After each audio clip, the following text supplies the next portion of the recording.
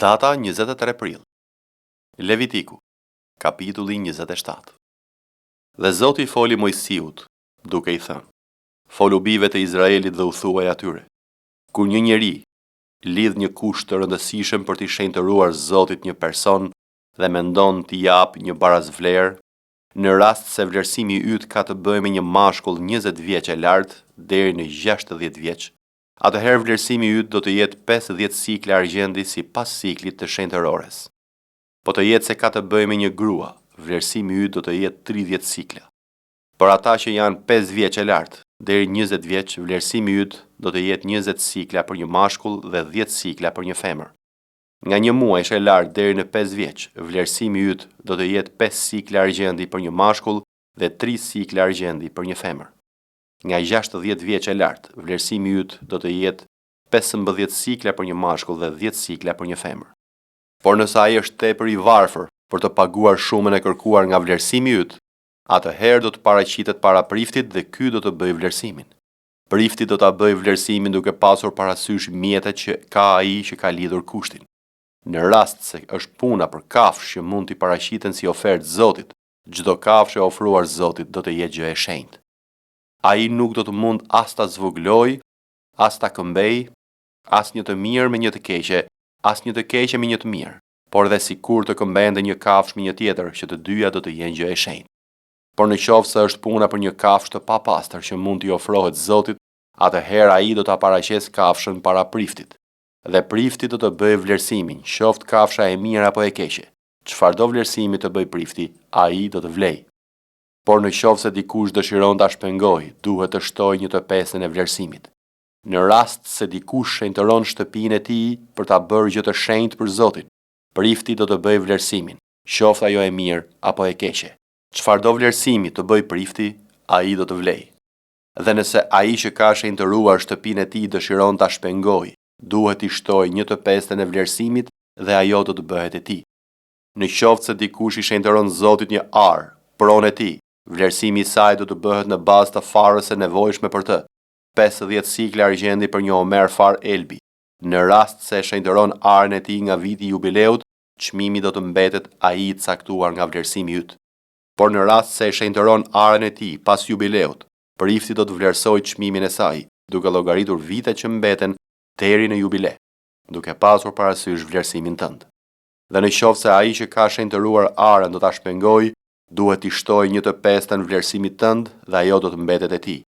Por në rast se nuk dëshiron ta shpengojë arën e tij ose ja ka shitur një tjetri, nuk do të mund ta shpengojë më.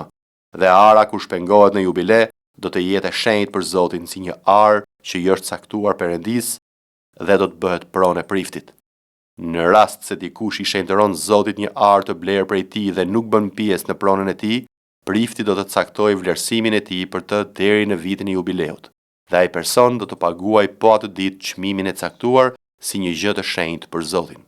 Vitin e jubileut, ara do t'i kthehet atij që ishte blerë dhe pasurisë së cilës ajo bënte pjesë. Të gjitha vlerësimet e tua do të bëhen në sikla të shenjtërores. Një sikel vlen 20 gere. Por asnjëri nuk mund t'i shenjtërojë pjellit e para të bagtisë, sepse si të parelindër i përkasin Zotit, qoftë ka apo qenj, ai takon Zotit. Në rast se është puna për një kafshë të papastër, do ta shpengojë sipas çmimit të caktuar nga vlerësimi yt, duke i shtuar 1/5. Në rast se nuk shpengohet, do të shitet me çmimin e caktuar sipas vlerësimit tënd. Megjithatë nuk do të mund të shitet atë shpengohet asgjë nga ato që janë caktuar Zotit dhe që dikush ka caktuar për Zotin. Midis tërë gjërave që i përkasin, qoftë një person, një kafshë o një copë toke nga pasuria e tij, çdo gjë e caktuar Perëndis është një gjë shumë e shenjtë për Zotin. Asnjë person i caktuar të shfaroset nuk mund të shpengohet, ai duhet të vritet. Çdo e 10 e tokës, qoftë nga prodhimet e tokës, qoftë nga pemët e drurve, i takon Zotit, është një gjë e shenjtëruar Zotit. Nëse dikush do të shpengojë një pjesë të së 10-s së vet, do t'i shtojë 1/5. Dhe për të 10 e bagtive të trasha dhe të imta, koka e 10 të gjitha kafshëve që kalojnë në shufrën, do t'i shenjtërohet Zotit. Nuk do të bëj dallim midis të mirës dhe të keqes, as do të bëj këmbime. Dhe po të këmbej njërin me tjetrën, të dyja do të jenë gjë e shenjtë, nuk do të mund të shpengohen. Këto janë urdhërimet që Zoti i dha Mojsiut për bijtë e Izraelit në malin Sinai. Psalmi 34. Unë do ta bekoj Zotin në çdo kohë. Lëvdimi i tij do të jetë gjithnjë në gojën time. Shpirti im do të krenohet me Zotin. Njerëzit e përulur do ta dëgjojnë dhe do të gëzohen. Lartojeni Zotin bashkë me mua dhe të lëvdojnë të gjithë emrin e tij. Unë e kërkova Zotin dhe ai më përgjigj dhe më çliroi nga të gjitha tmerret e mia. Ata e shikuan atë dhe u ndriçuan dhe fytyrat e tyre nuk u turpëruan. Ky i pikulluar klithi dhe Zoti e dëgjoi, e shpëtoi nga të gjitha fatkeqësitë e tij. Angjëlli i Zotit zëvend rreth atyre që kanë frikë prej tij dhe i çliron. Provojeni dhe shihni sa i mirë është Zoti. Luma i njeri që gjen strehtë tek ai. Kini frikë nga Zoti ju shenjtor të tij, sepse asgjë nuk mungon atyre që kanë frikë prej tij. Luanët e vegjël vuajnë nga mungesa e madhe dhe nga uria, por atyre që kërkojnë Zotin nuk u mungon asgjë. Eja njobi, dëgjomni, unë do t'ju mësoj frikën e Zotit. Cili është ai njeri që dëshiron jetën dhe do ditë të gjata për të parë të mirën? Mbaje gjuhën tënde larg së keqes dhe buzët e tua të mos thonë gënjeshtra. Largohu nga e keqja dhe bëj të mirën, kërko paqen dhe siguroje. Sytë e Zotit janë mbi të drejtët dhe veshët e tij janë të vëmendshëm të kapin britmen e tyre. Fytyra e Zotit është kundër atyre që sillen keq, për të çrrënjosur kujtimin e tyre nga faqja e dheut. Të drejtët bërtasin dhe Zoti i dëgjon dhe i çliron nga të gjitha fatkeqësitë e tyre. Zoti qëndron afër atyre që e kanë zemrën të thyer dhe shpëton ata që e kanë frymën të dërmuar. Të shumta janë vuajtjet e njeriu të drejtë, por Zoti e çliron nga të gjitha.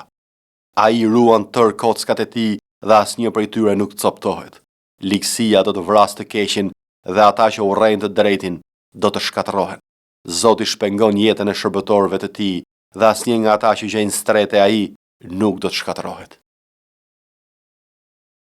Predikuesit, kapitulli 10. Mizat e ngordhura e qelbin vajin e parfumierit. Kështu, pak marrëzi prish vlerën e diturisë dhe të lavdisë. Zemra e të urtit është në të djathtë të tij, por zemra e budallait është në të majtë të tij. Edhe kur budallai ecën rrugës, arsyeja i mungon dhe u tregon të gjithëve se është budalla.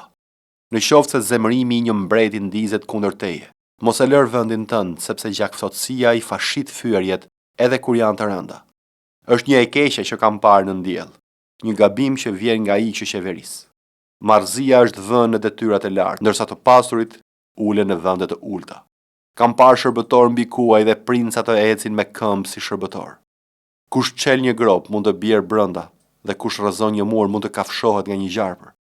Kush zhvendos gur mund të plagoset dhe kush çandrut vihet në rrezik. Në qoftë se sapata topitet dhe nuk mprehet, duhet të përdoret me më tepër forcë, por dituria ka e përsin t'ja dalë gjithnjë mbar. Në qoftë se gjarpri kafshon sepse nuk është magjepsur, magjistari bëhet i kotë. Fjalët e gojës së të urtit janë plot hir, por buzët e budallait e shkatërrojnë. Fillimi i ligjëratës së tij është budallallëk dhe fundi është marrëzie dëmshme. Edhe sikur budallait i shumoi fjalët e tij, njeriu nuk di se çfarë do të ndodhë. Kush mund t'i thotë çfarë do të ndodhë pas tij? Lodhja e budallait e raskapit, sepse ai nuk di as si të shkojë në qytet. Mirë ti o vend, mbreti të cilit është një fëmijë dhe princat e tij jashtrojnë që në mëngjes. Lumti o vend që ke mbret nga një soj fisnik dhe princa që hanë në kohën e duhur për të vënë në vend forcat e tyre dhe jo për të dehur.